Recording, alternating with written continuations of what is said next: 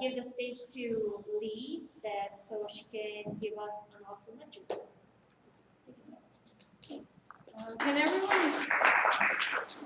Can everyone hear me okay? Yeah. Okay, great. So thank you, JC, for the great introduction. You know, if anybody is looking into UX design, her bootcamp is going to be the best. I'm sure that the alumni will say that as well. So today, we're going to be talking about the 5 mistakes that job seekers make in their job search. So my name is Lee. I am a career coach for immigrant professionals, but I've also helped some of my clients transition from jobs that have nothing to do with UX design at all into becoming a UX designer in 10 weeks. So I just wanted to share with you guys some of these tips. So if you're making some of these mistakes, you can correct them and get your job faster. So I just want to do a quick survey. So how many people want to find a job by the end of this year? Anybody? Okay, like half a room. Who wants to find a job within the next 3 months, let's say, okay? How about tomorrow? Okay, awesome. So just wanted to see what the audience is. So that's great that you guys have this drive to get your job as soon as possible. So why should you listen to me? Who the hell am I? So I think it's best if we get some other feedback on what other people have to say, right? So this is one of my clients. My client's name is Stanny, and she was able to get a job within 3 weeks. We did an interview session, and she was able to see how she could present herself. Because have you guys ever seen people who are less qualified than you get the job faster? Anybody feel that way? Great. So there are some of my clients who say, you know, oh my God, the next cohort is getting a job faster than I am. And it's not a competition, but I see this a lot. And it has nothing to do with your skills. And JC and I were actually discussing this as well. Actually, the most qualified people are the most skeptical of their own abilities. So when it comes to marketing themselves, they don't have the confidence to do so, right? So this is very common, and she was able to get a job within 3 weeks. Hopefully, you guys can speed up your job search as well through this talk. And I messed up my slideshow. Sorry. It's back. Okay. I guess it was black. Okay. And I've also done a lot of speeches across different universities. So this was the talk at California Management of Sciences, or a lot of systems engineer. The whole room was basically immigrants, and I was just discussing my book. And if you guys have the sign-in sheet, if anybody has not signed in, as a thank you for this talk, I will be giving you a free copy of my book called The Employed Immigrant, How to Land Your Next 6-Figure Dream Job. So even if you are, you live in this country forever, you can still get that 6-figure job through this book. So as a thank you, I'm going to be emailing you the PDF of the book for free. It actually hit bestseller, surprisingly. And I've been featured in some pretty cool places, at the Huffington Post, Elite Daily, YFS Magazine, maybe some of these publications you guys have seen before or agree or disagree with. So I want to share with you guys my story. So I didn't just come out of the womb knowing how to job search. Actually, 4 years ago, I was completely lost. My glasses were a completely different color, and I graduated from UC Berkeley. And you see my expression here. Exactly 30 days after my graduation, I was sitting on the floor of my Berkeley apartment wondering what the hell happened, because I had no job offers, I had no interviews, I had nothing. And I did everything right. I went to college, I got a degree, I did as best as I can in terms of grades, but I still didn't find a job. And it took me a lot of trial and error, investing in different programs, reading different books, and eventually, after I cold emailed 100 CEOs in San Francisco, I was able to find a job as a business analyst. And some of the other things that happened in my life brought me into ESL teaching for immigrants, and then eventually, I was able to help one of my clients go from 1 year of unemployment to getting a job within 2 weeks.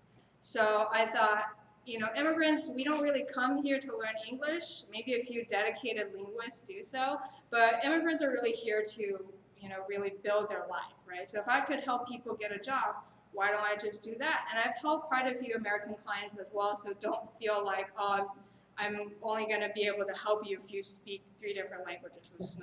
That's not the case. So there were some arrows, so sorry if it looks like a weird diagram. So I think that switching job titles, finding the right company, doing your resume and your interviews all depend on the right way to job search. Because if you do it the wrong way, you can be spending months and years being stuck at a job that you don't like, but doing a lot of effort, right? A lot of people have sent out a lot of resumes, right? How many people have sent out at least 10 resumes on their jobs?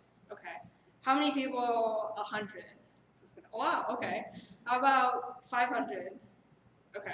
At least we didn't go that way. So because sometimes you could be doing a lot of things, but it can be completely wrong, and all your effort will be wasted. So I'm gonna prevent you from doing the wrong things. So that's why I'm gonna be showing you the right way to job search. Now, I think there are 2 different things when we talk about keeping our jobs, right? So there are keeping your job skills and there are getting your job skills. So let me just make an analogy. So if you're a single woman and you're worried about how can I be a good wife when you don't have a boyfriend, that's kind of putting the cart before the horse, right? So if you are worried about how am I going to be a good UX designer when you don't have an offer, that's kind of putting the cart before the horse as well. So of course you need to have basic proficiency, right? If you need UX design help, please go to JC. But sometimes it's not because you're not good at your job, it's because you don't know how to get it, right?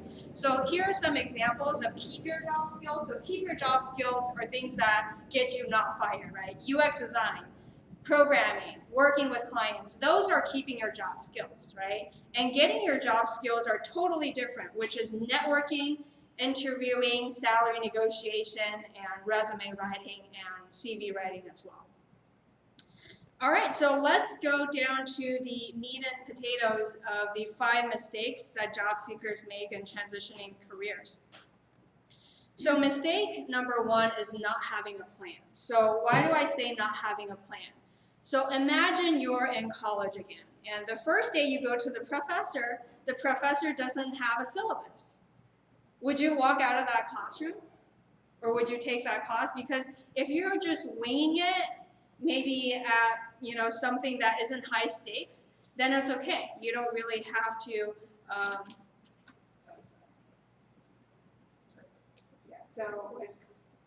So basically, if you don't have a plan, you don't know what's working, you don't know what's not, so you can't even change course. If you don't have a plan, you can say, oh, today I'm going to send out 1 resume. Tomorrow I'm going to send 3, and the next day I'm going to a networking meeting. You don't have a plan, so you don't know what's going on, right? And okay, so imagine a picture of somebody burning money, okay? So basically, if you don't have a plan, every single month you're losing money. So let's say you're looking for a $100,000 a year job. Anybody want a $100,000 a year job? Okay, awesome, love it, ambitious people. So for every month that you don't find it, let's do some things you guys don't like, math. 100,000 divided by 12, you're losing 8,333 a month, right? And for every day that you don't get it, you're losing $277 a day, right? So you may think, okay, I'm just gonna do fun employment this for 1 month and then gonna do another month of fun employment. You're actually losing a lot of money, right? And all right, so it's just going to be improvising. So what if you're doing maybe a 60,000 a year job? Anybody want to get a 60,000 a year job? Wow, a lot less than the 100,000. But anyways, so that's the same thing. For every month that you don't find it, you're losing $5,000, right? So I know that you guys are all, have invested in education, invested in your development. But if you do nothing, which I don't think you'll be doing nothing, but if you do the wrong things, it can cost you a lot.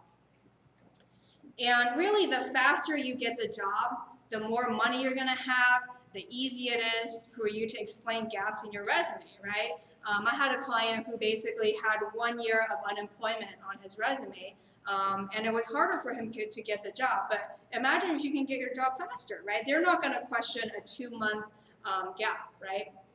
And the next thing, the more peace of mind you and your family have, right? Because I know that unemployment can wreak a lot of emotions in people.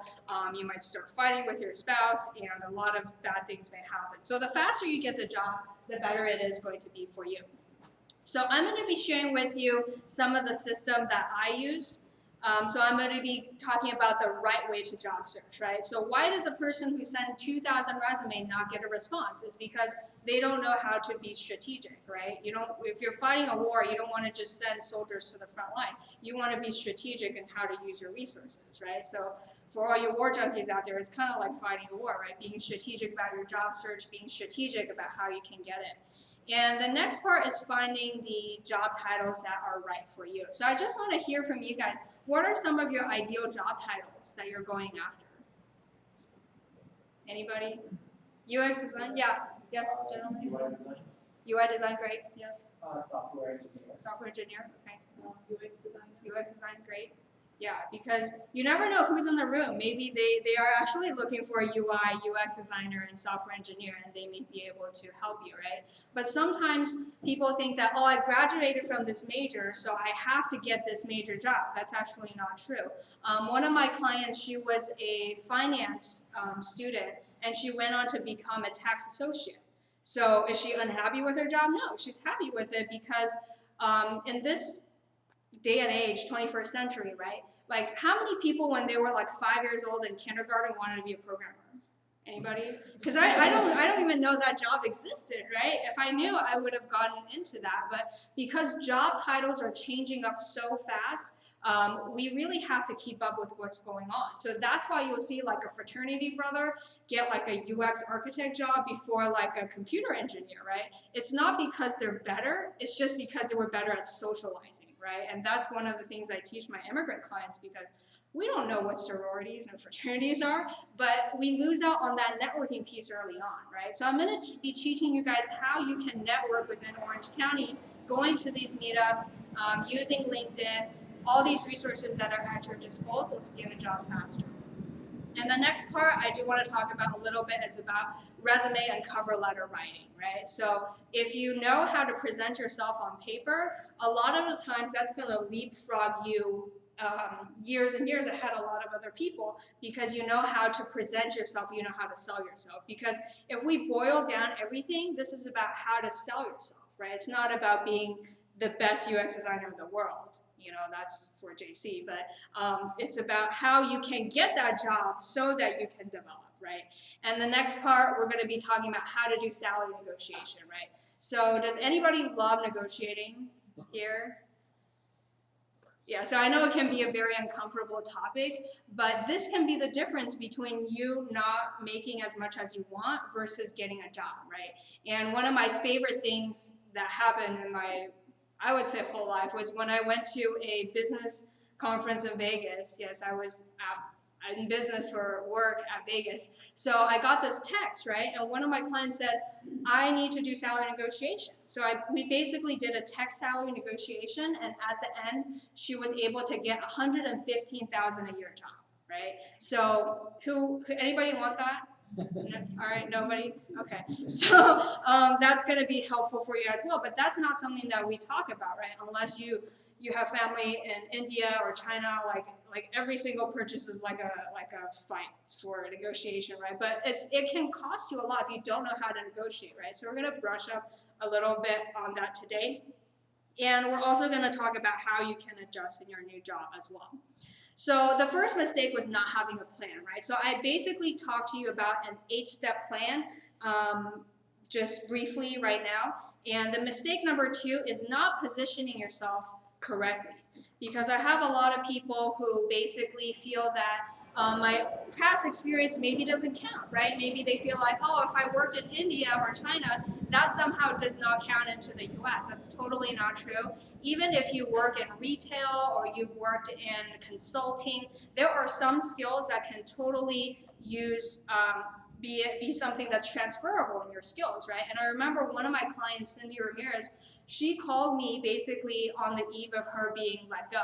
And she was crying on the phone. She was telling me, Lee, my director, got fired, and he was a report to me. I don't know how I'm going to be at this job, right? I don't know, some of you guys were fired or, were let go. Sometimes you can't prevent that, right? And she basically told me that she's a program manager and she did social media, and she didn't know how to go into UX design. But luckily, we formulated a plan to talk about the app that she helped her friend build. She talked about how she helped one of the Spanish channels manage her social media.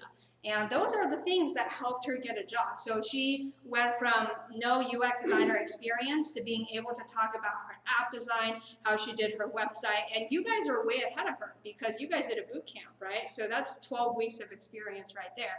And she was able to get a job in Texas working for Sabre. So if you're at this place where you're not sure, oh, maybe I'm from retail or maybe from like the scientific community or fashion, anything can be used to your advantage if you know how to phrase it, right? And I'm going to be sharing with you how I went from a totally useless liberal arts degree to being a business analyst. So, we all make fun of liberal arts majors, but there is hope for all of us. So, what's the picture that I have? So, I just want you guys to have a brief look at the system. So, we're going to be talking about the right way, job titles, the right companies, how to network, resumes and cover letters, interviewing, negotiating, and how to adjust. And the next one, okay. So why do I bring this up? Because people ask me, Lee, what's the difference between an American man and a Chinese woman? And this is what I tell them. So I've overheard an American man playing golf, and he was answering the question, how did you get the job? And he said, I went to college, I joined a fraternity, I drank, and now I'm a UX architect, right? So this is a story that's not unfamiliar to me because a lot of the alumni, the friends I had, their first job was not because of their major. It was because of their business fraternities. It was because of their clubs. It was always because of their associations, right? And cut to the Chinese woman. So a lot of my clients are Chinese women like me. And I will find them basically saying, and keep in mind, they have master's degrees, MBAs, PhDs, and they wonder, should I do a postdoc so I can be more competitive in the job search? And some of it is cultural, but I'm sure that you can see yourself in it as well, right? You've seen people who are not really that qualified, but they just go for it, right? And I've seen men and women in differences here as well. There's a study that says men, if they're 40% qualified, they'll just apply for the job, whereas a woman wants to make sure they're 90% qualified and they're still hesitating. So it doesn't matter if you're a man or a woman, we all have insecurities, right? But the thing you want to remember is that your job is just to put yourself out there. And whether or not you get rejected, that's a boss's job, right? So remember when I said I applied to 100 companies, I emailed 100 CEOs? So I got rejected 90 times. So that was not fun, but it didn't matter to me because I was able to get 10 job interviews. So if you guys have been rejected before, don't worry because that's just part of the deal, right? You don't want every job in the world and every job doesn't want you in the world either, right? If somebody asks you to, wash dishes at McDonald's, you guys would say no, right? And not every job is right for you and you don't want every job either. Sometimes you just have to take it as it is. Don't personalize it. Just because a boss rejects you doesn't mean that you're a horrible human being, okay? And I do want to talk a little bit about my story because as much as people say liberal arts degrees are useless, I do kind of agree with them, but it depends on what you do with it, right? So I was quite indecisive. I went into architecture because my uncle wanted to be an architect and I thought he was the coolest person ever. So I adopted his choice in becoming an architecture major for the first 2 years of my undergrad life. And worst decision ever because I've met people who microwave their ID cards in the microwave because of sleep deprivation, right? So basically people say that if you don't live in the studio and if somebody comes to studio with you, they're basically in love with you. So that culture was not really for me because I've seen people who love what they do. They were tired, they were making models, but they loved it. And I decided that, if I really didn't love it, I should just switch. So I switched to urban studies because that was the closest thing that could help me just graduate. And when I graduated, obviously, I told you the story how, I got rejected so many times, crying on the floor of my apartment, not so pretty. But then I became a business analyst. So how did I do that? So out of the 10 people that accepted me, I got on a Skype call with my boss. So he was traveling in the Black Forest of Germany at the time, and I was in San Francisco, and he agreed to do an interview. And I actually messed up on the interview too. He said, "What would you do if you were dealing with deadlines?" And I said, I'm just going to make sure that I finish it. I'll pull all-nighters. And he said, "That's not what I'm looking for. I want you to let me know so that the account managers can help you catch up." And I still got the job. So I want you guys to know that even if you mess up on 1 or 2 questions on an interview, it's about the whole atmosphere of the interview. Because if they like you from the rest of the answers and you seem like a person with a level head, they're still going to hire you. And so I did my business analyst gig for about 6 months, and I was fired. If you want to know the reason, come talk to me later. I'll share with you. And I decided I just wanted to start my own business. So from the ESL teacher experience, I was able to help one of my clients get a job, and that transitioned me into a career coach, right? So if you just said an urban studies major could go into a career coach, I would totally say you're just bullshitting me. But because of my personal experience, no matter how crazy your experience is, you can substitute whatever it is for you, right? It's always possible if you know how to position yourself. And this is one of my clients, Cindy Ramirez. I was talking to you guys about her. She was one of my best clients. She got her job within 10 weeks because she did every single thing that I asked her to do, and we followed the 8-step system. And now she's planning to come back to California from Texas because, Bay Area is a little bit more developed, whereas Dallas, Texas is a little bit slower. So she's definitely one of the stars to watch. And if it's possible for her, it's possible for you as well. Mistake number 3 is not networking. So how many people feel like they're already networking? Okay, awesome. So can I get some shout outs for what you guys are doing in terms of networking? Meetups, awesome. This counts too, right? Any online networking? Okay. Yeah, LinkedIn. Yeah, LinkedIn is definitely a good place to do. So I just want to share with you guys, there are people all around you, right? You are not in a vacuum, and there are, from studies that are shown, there's 250 people that will go to your wedding, and there's 250 people who will go to your funeral. Okay, so obviously there are different cultural differences, but that's average. So everybody here knows at least 250 other people, right? So everybody has Facebook, right? Facebook and LinkedIn. We update on what we eat, we update on where we went, but do we update on the fact that we're finding a job? You guys know what I mean? Like, I know sometimes it can feel shameful, right? Oh, I should have just gotten a job already by myself. I should just pull myself from my bootstraps. But job searching is one of the most communal things you can do, right? Because it's not just you're doing this project, and if you don't, even if you build a website, nobody will come unless you tell them, right? And that's why if you connect with me on LinkedIn, you're going to be seeing my updates, but not because I'm just being annoying to be annoying. But the thing is, people don't know you're job searching, right? Would you guys say that all your social networks know you're job searching right now? Okay, so that's the first thing. Please, if you guys want to use your phone, that's fine. If you just say, I'm looking for a job right now, I'm looking for a software developer job, UX designer job, that's going to be a status that's going to help you change your life, right? Not, oh, I went to Bruxies and had a great law, right? So definitely use your audience. And if you don't know where to look, here are some of the ways that you can do so, right? So LinkedIn is a great place. You guys might be annoyed by some of the updates. People say, oh, I had a work anniversary, or you may feel like, oh, my high school arch nemesis got a better job than me. But use that, right? Because with LinkedIn, you can find people who are software engineers, who are UI designers, who are UX designers, and then they can help you get the job, right? Because if somebody gets let go, do you think the boss is going to go on Craigslist and spend $100 job posting? Or would they ask their employees, hey, do you know somebody who's smart who can be a UX designer? They're definitely going to do the second one, right?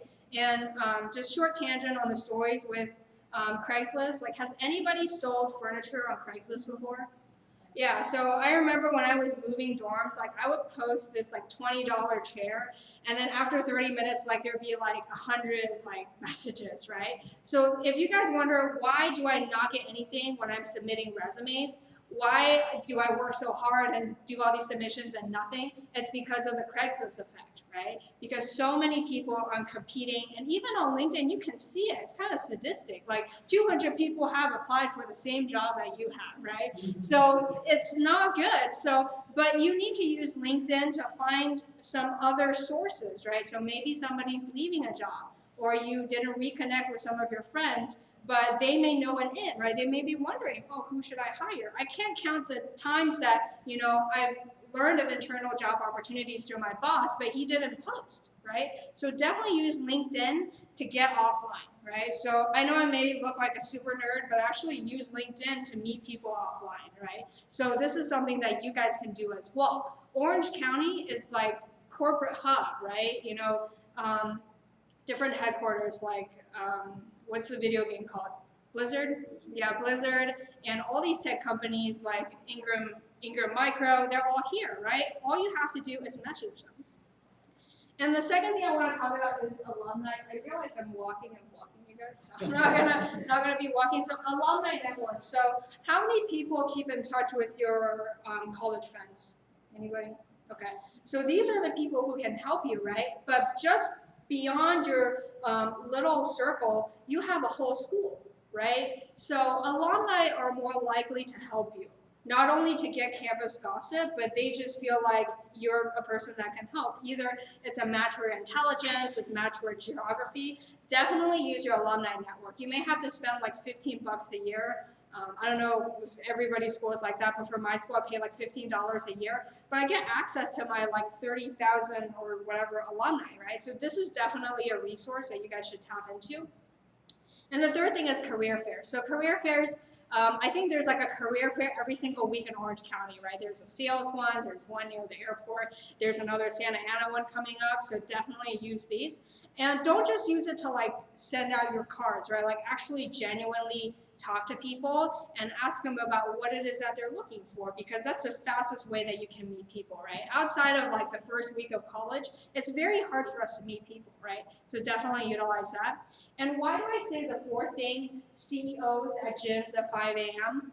So it's not because I took too much medicine in the morning, but this is a true story, okay? So one of my friend's acquaintances moved to San Francisco knowing absolutely nobody, bless you.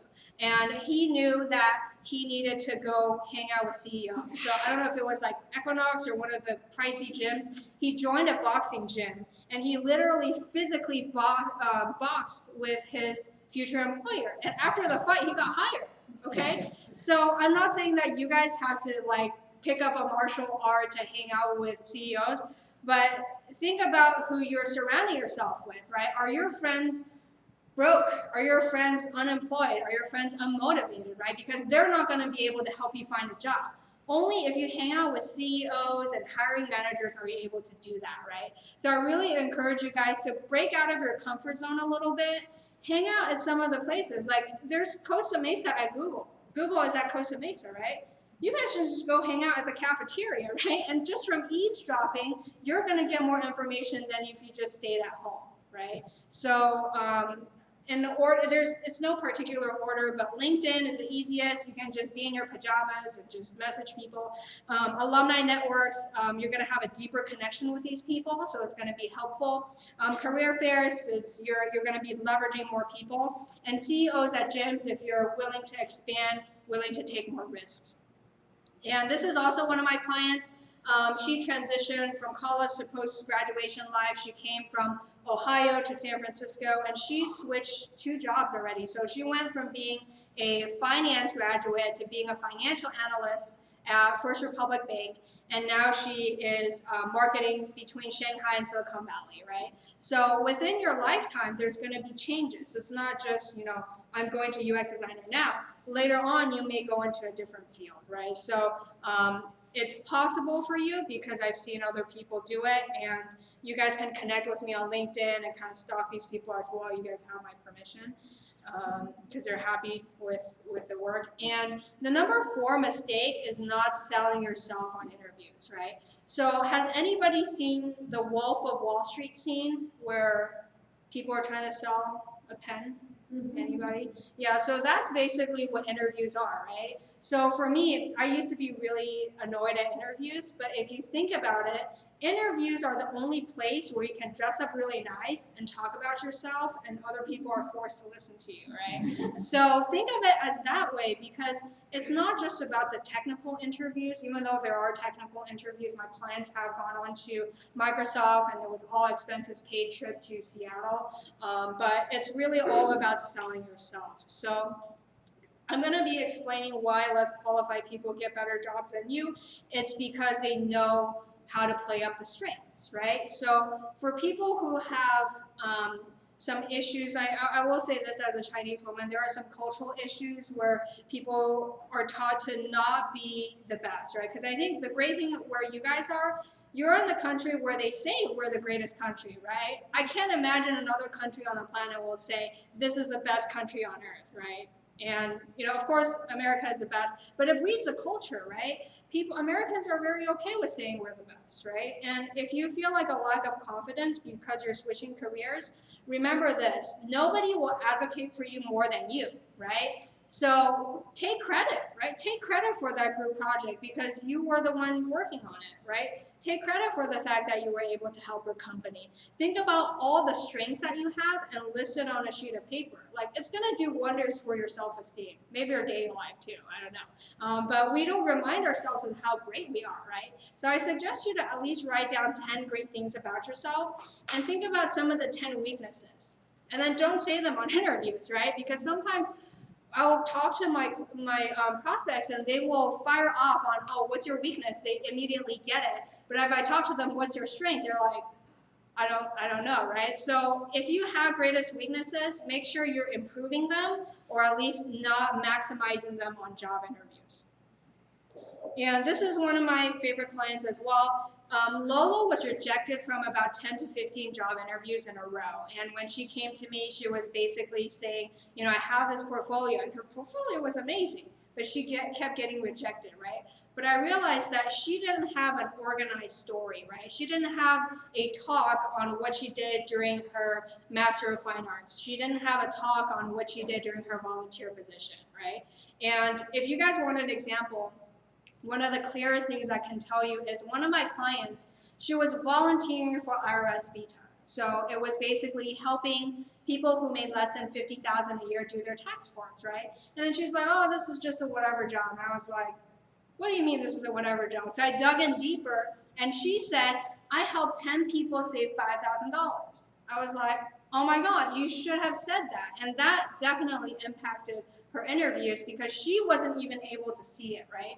Because if you're a fish, you don't know what water is, right? A lot of the times we're so immersed in UX design and wireframes, we forget how amazing we are, right? But I urge you, if you're not getting what you want on interviews, if you can record yourself, listen to yourself. Are you the best advocate for yourself, right? Or are you not really doing yourself the best favor? Sometimes it's harder for us to promote ourselves than other people, right? So maybe you grab a friend and ask your friend to list some of your best qualities. And I just want to do a quick exercise. So if you guys can't see this, okay. So this question is, why should I hire you, right? So if you guys have a sheet of paper, if you guys can take 30 seconds to write down one reason for why should somebody hire you. So if you don't have a piece of paper, just do it in your head. So I'm just gonna give you guys 30 seconds right now.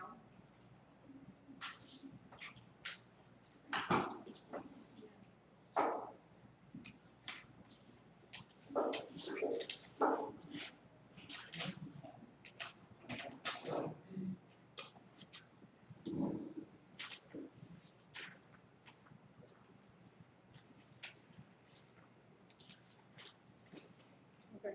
5 more seconds. Okay, because I said networking was like a communal activity. So turn to the person next to you and convince them on why they should hire you, or just read the paper to them. I'm going to give you guys 1 minute.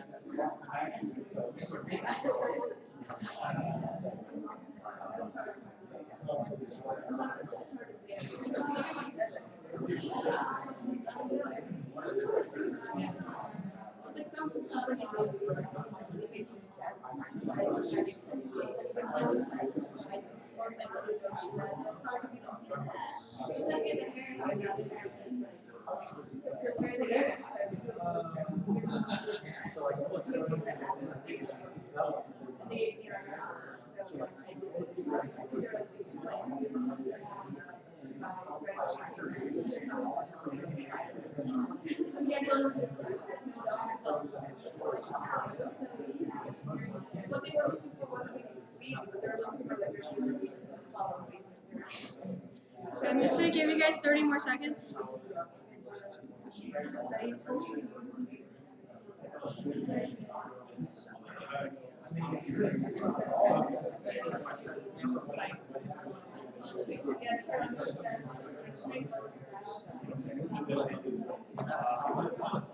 Ten more seconds.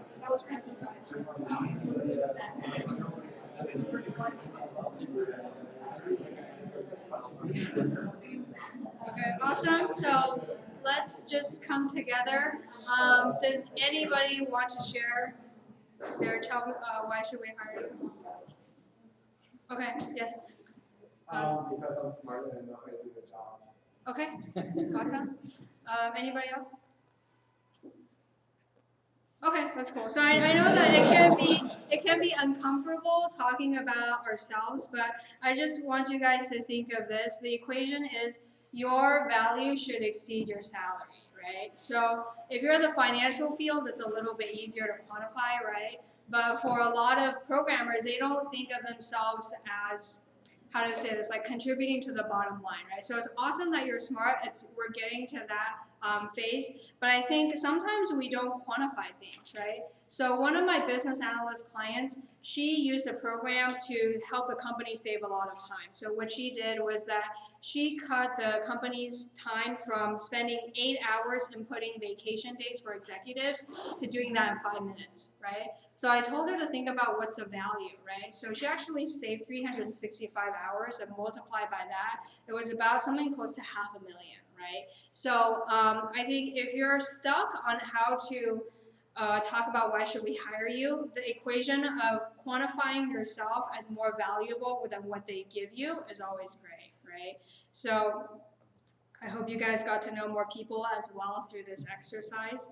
And the number 5 mistakes is actually doing it alone. So a lot of us have been taught we have to do this ourselves, it's somehow, not manly or not independent for us to just do it by ourselves, right? So I just want you guys to know that anything that you need help on, you can either do it yourself or you can get somebody to help you, right? So, you have different resources, and because we're in back to school season, I just want to talk about the fact that we have teachers, right? So we go to these boot camps, we hire these coaches because we can't do it by ourselves, right? So I'm not saying you have to hire me, but I'm saying that if you are stuck on something, hire somebody else, or just hire anyone to help you out with this, right? Because especially with school, we see people, getting up early, investing their time and energy into getting something that they don't have, right? So if you're stuck right now, don't be afraid to just reach out for help, right? You don't be afraid to reach out to that UX designer or that company CEO, because the worst thing that they can say is no, right? And every no doesn't mean no, it's not sex ed, no means no, no means like maybe later, right? So don't completely shut yourself off. If it's just a no, move on and diversify your competition, right? So it's basically a numbers game. So if you guys have seen The Bachelor, right? So it's one guy and like 25 other girls, right? So think of yourself as a bachelor or bachelorette. They have two different shows. So you're the bachelor and you're talking to 25 companies, because chances are one company is gonna get you, right? So don't be just really hung up on one job as well, because if you have multiple opportunities, you're going to feel less desperate and you're going to have more options. So if you forget everything that I say, maximize your opportunities, go for more companies. And lastly, one of my other clients, I know there was a software engineer here who wanted to be a software engineer. One of my clients, Gaurav, he was able to get a software engineering job after working with me. And he was one of those super talented people, had 7 years of experience, but just didn't see that because it was all school, right? So I just want you guys to know that no matter how long you've been in the market, no matter how long you felt discouraged or not sure about getting a job, it's always possible for you. Now I'm going to be talking briefly more about the system. So the first thing that you do want to do is making sure you know how to job hunt successfully, right? So you want to think about, even if you were rejected a lot of times, how would a winner approach this, right? How would the person who is the best in the world approach this? Because a lot of times we're not beaten down by anything but just ourselves, right? If we see that, oh, I got one rejection, that means they hate me. That's our perception, right? So it's very important to make sure that you are not rejecting yourself and dealing with feelings of not good enough or not ready or not enough experience. And this is a proven system that's helped 30 of my clients get jobs. And the next step you do want to take is finding titles that are a right fit for you, right? Maybe you are in UX design and you might have some opportunities in being an interaction designer, right? It's just the same thing with different words. So you may be excluding yourself from some things just because you don't know the wording for it, right? And we're going to be talking about, if you want to find a UX designer job, find other UX designers, right? So if you just do nothing with LinkedIn, find other people who already have your job, because they're going to be more helpful to you than your unemployed friends, for sure. And we're going to be talking about how to transition into your new industries. And the next step is finding companies that you love and using your network to find these opportunities, and how to build a network from zero. And actually nobody starts from zero anyways. Even if nothing else, you have your family, you have your friends. Even if you have one friend, that's still a network, right? So we're going to be teaching you how to build a network, how to use LinkedIn to find jobs, and going from email to in-person. And we're going to be briefly covering the resume and cover letter. And for a lot of you guys, that's your website, right? But the thing is, you have to tell people that your website exists, right? So this is not like a SEO thing. You can't just get it organically. So we're going to be teaching you about how to market yourself in writing and how to do interviews. And we're going to be talking about how to answer questions like, what's your weakness? Tell me about yourself. Why are you applying for this job? Why are you interested in this company? So we're going to be talking about all these things, and I have a 5-page answer bank so that even if you have amnesia on the phone on these interviews, you can still read these and have a coherent answer. And number 7, so I'm going to be talking a little bit about salary negotiation. A lot of times people just don't ask because they're scared, right? They're like, oh, what if I get fired? They're not going to fire you because it costs them $20,000 just to get you in, right? And a lot of times people say, oh, I don't really know. But if you research your field, you will know, okay, a UX designer in Orange County makes like $90,000 a year, right? So at least with that piece of data, you can argue with it, right? You can say, oh, this is the market data. But a lot of times people just say, oh, this is really low. And that makes them look bad. It makes the company look like cheapskates, and it's not really a good argument, right? So if you are in salary negotiation, the tip I can give you is don't argue with your emotions, just argue with the data, right? And then compile a list of your best attributes, and if you can monetize it, you're basically going in already, right? So this is my tip for salary negotiation. And I do talk about what to do if you get lowballed, how you can present yourself without looking like you're offending them or, you know, cutting bridges. And we talk about how to raise your value. So this is more individual. So I do invite you to have a quick chat with me after this, and I'm going to be showing you how to do so later on. And number 8, we're going to be talking about what to do in the first 30 days, right? So you may have heard people who say, oh, my MBA was completely funded by my employer. So that's no accident. That's because they asked for it, right? So I'm going to be showing you how you can get some perks from your company, how you can get to know what kind of companies they are, and know of company layoffs beforehand. So this is all in the Employed Immigrant Bootcamp. You can ask me about it later, but just as a thank you, if you want to have a 30-minute complimentary call with me, you can write this down. It's www.freecallwithli.com. So you just fill out an application, so I just get to know who you are, where you are in your job search, so we can hit the ground running when we're talking. And the website name is, I guess I'm going to go back to this one. So it's freecallwithli.com. And anybody who signs into the sign-in sheet, you will get a free copy of my book as well. And you can just hit reply if you have any specific questions. So this is my talk, and I want to say thank you so much for spending your Wednesday night. You could have been anywhere, and I really appreciate your time. Thank you.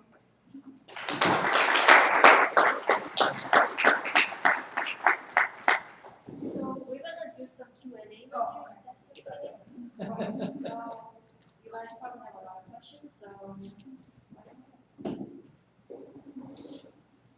Questions for us? because if it's embarrassing, you can just save it for the. Yeah. Yes. You just said something that I thought was interesting. I'm curious how you do that. And you said make a list of your attributes and then you say monetize them or push out Yeah. for them. How do you recommend somebody does that? Yeah, definitely. So if it's anything in terms of like a website that you build, it can be the number of leads that they attract, right? So for instance, you're doing a UX design for a maybe e-commerce company, right? And after your redesign, maybe you got like 50 more sales, right? So you would ask the company, so how much is a sale worth to you? Maybe a sale is worth like, I don't know, like $50, right? So if you brought in 50 clients, that's 2,500 in terms of value, right? So for a UX designer, that's what I can think of, because a lot of companies, you know, do have customers, and if you make the website easier to navigate or they collect more email addresses, that's money in the bank, right? And another thing I can think of is if you're a programmer, you save time, right? So like the example that I had, she was able to cut from 8 hours on every Friday to just 5 minutes, right? So that's money in the bank already, because that saves her executives time, right? So it might do, so you might have to do some digging to see, okay, what's the average salary of the CEO and what's your hourly wage, and then just multiply that by the time that you saved. Does that answer your question? Great, good question. Yes. What do you think about working with recruiting firms or recruiters? Recruiters. So I would say use as many resources as possible. I used to be kind of against them because we're kind of conflicting in terms of our interests.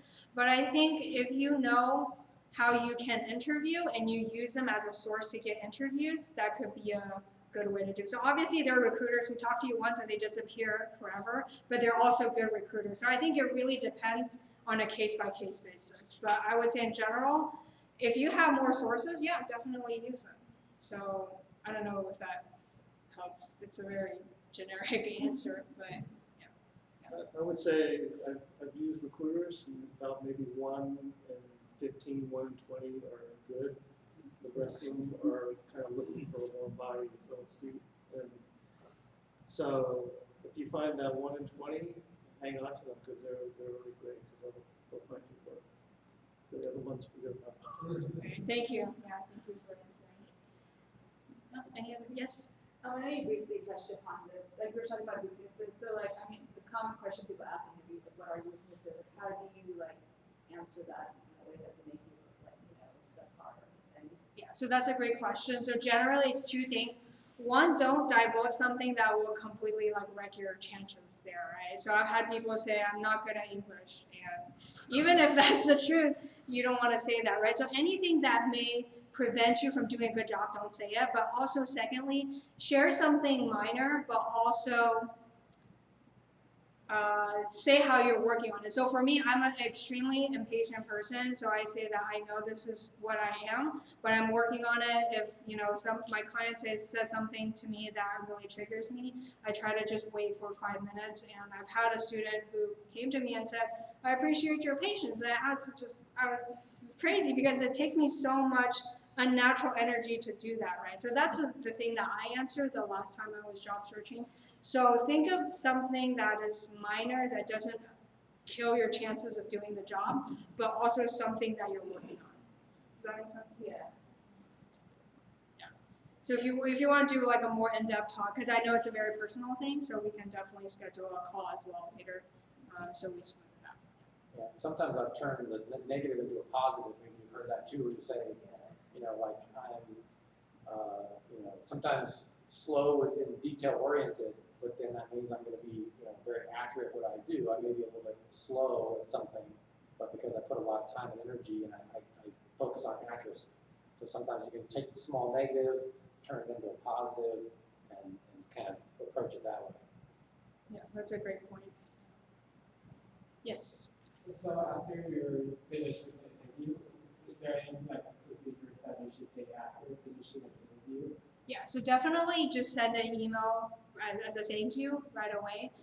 Touch on some points that you guys talked about so they remember you. So I think the only thing you really need to do is just send a thank you email in the same day that you interview. Does that answer? Yeah, so like if it's like time, like if they say like they're gonna get back to you like within a week and they haven't got back to you, like does it mean like you lost your job offer or?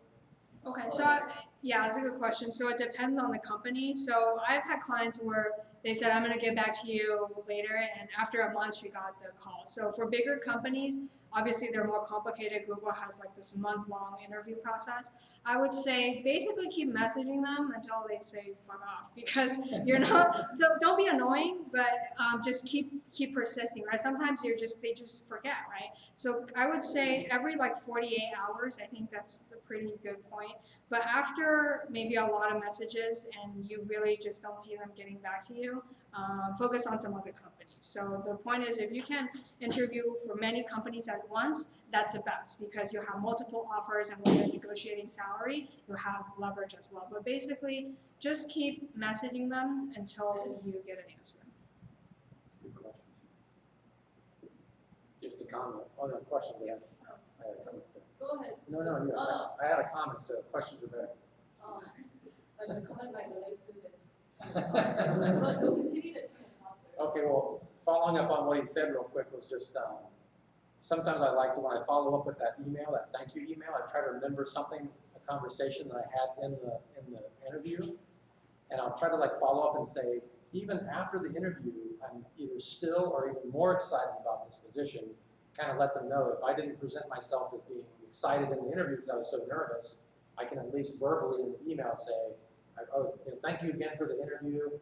After talking to you even further, learning more about this position, I'm even, and then you can pull out your strengths. You can say, I feel like my strength here can help this company with this thing that we talked about in the interview. So one, it lets them know you're paying attention, you're still very interested, and that follow-up email could set you apart from just a generic, thanks for the interview, bye. So that's something that I've done in the past as well. It's awesome. I'm gonna steal your idea. Yeah, Sounds thank you. great. Oh, Yeah. yeah. Awesome. Yes. Yeah.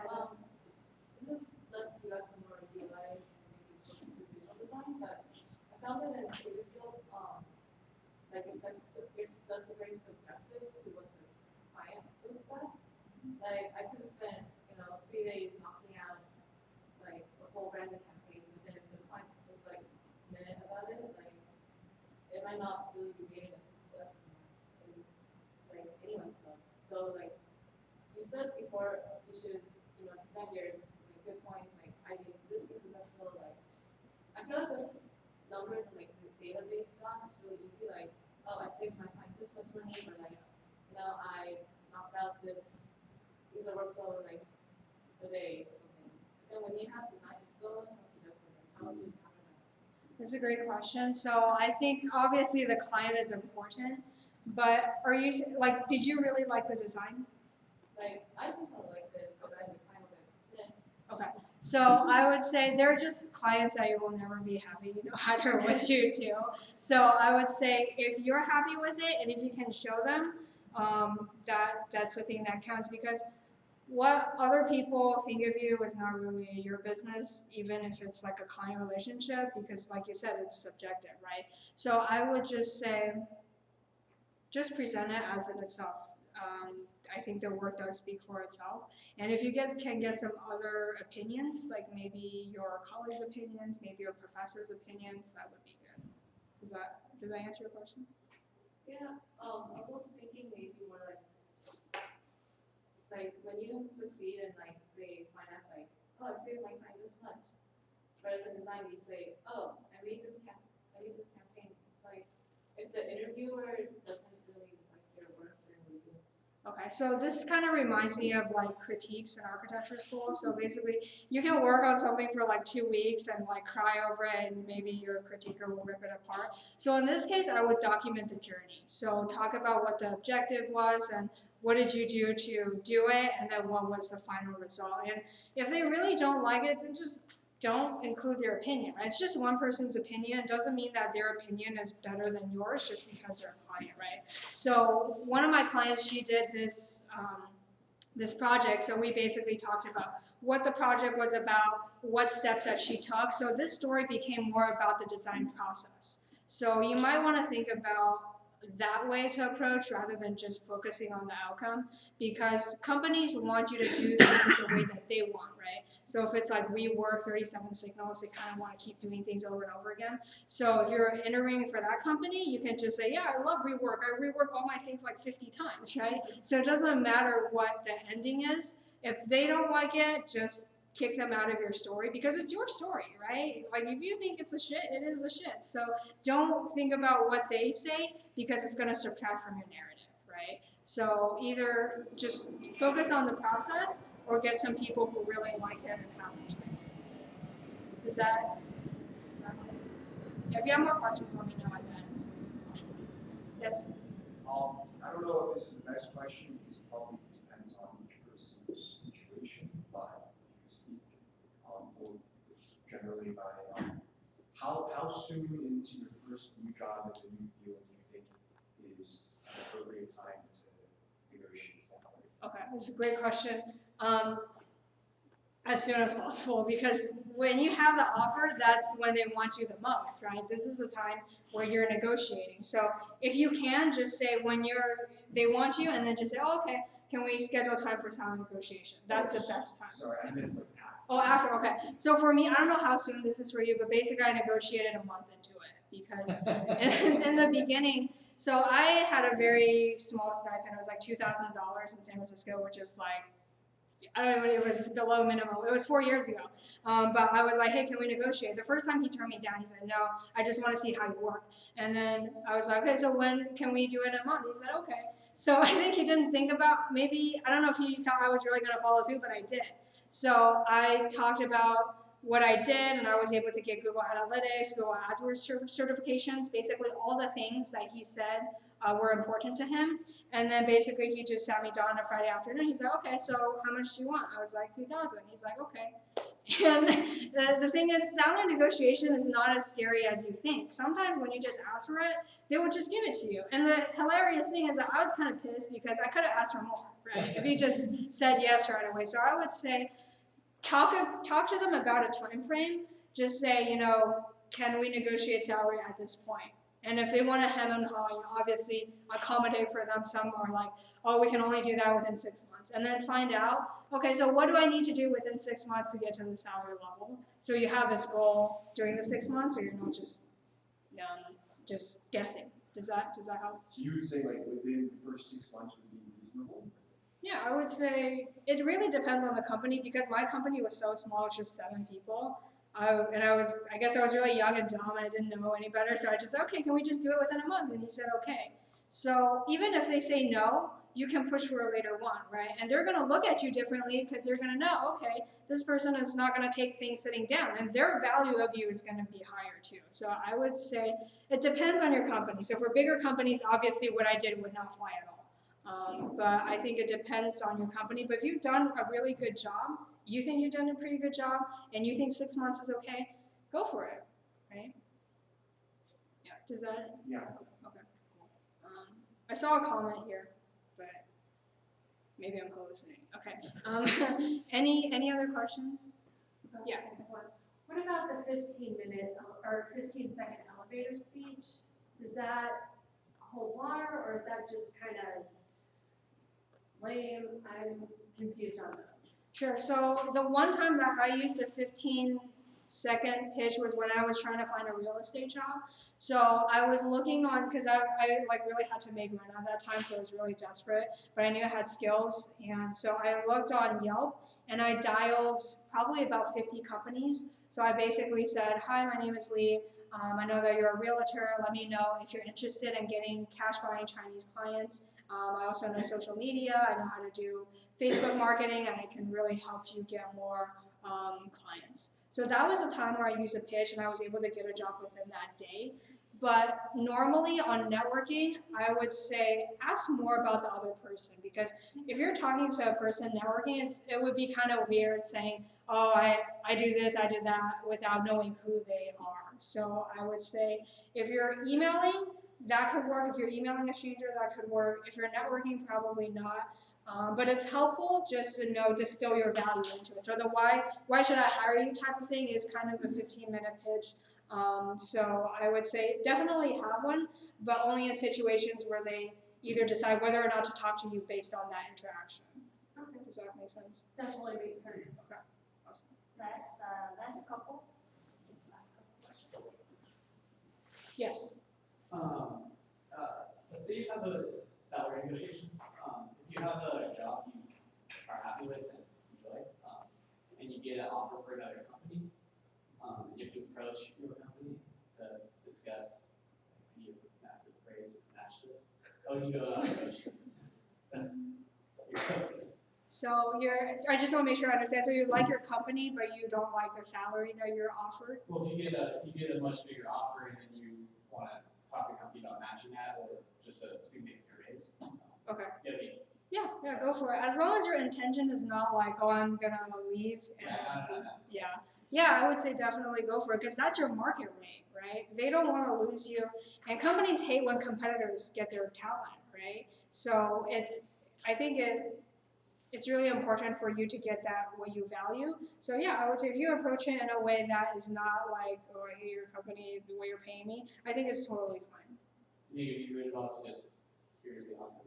I would at least say that. So did they find you, or were you looking for jobs? Like how did you? Oh, okay, so I would actually ask them and say, hey, you know, I've been working in this company for however long time, and actually had a friend approach me with this offer, and I know it's significantly more. Tell them the number, but I really enjoy working for your company. I was just wondering, is there any? I may have to formulate this a little bit more, but you know what I mean? Like let them know, but not just like give them the paper, because then they have to figure out, oh, they may jump to conclusions like, oh my God, you're gonna leave, right? So preface that with the fact that your friend approached you, because that's a totally different thing. Because they may think, oh, are you looking for jobs outside of work because you're not happy? So just say that you're happy with everything, but it sounds like we're a little bit far apart on the numbers. Yeah, use that one. Far apart on the numbers. Yeah. And I've heard, just to follow up on that, some people have said like those offer letters are confidential, you're not supposed to share them, but you can be kind of vague about it. You can just say, well, let's talk ballpark numbers here. You don't have to give them the exact letter or the exact salary, but if you have a goal where you want to be with your current company, you can at least get them a lot closer to that number without divulging the exact amount. So you can. It's great to just give a number. Yeah, exactly, and it's proof though. I mean, if you really show the proof letter, you can always fake one of those too. So shouldn't have to go that far to actually prove it. All right, last question.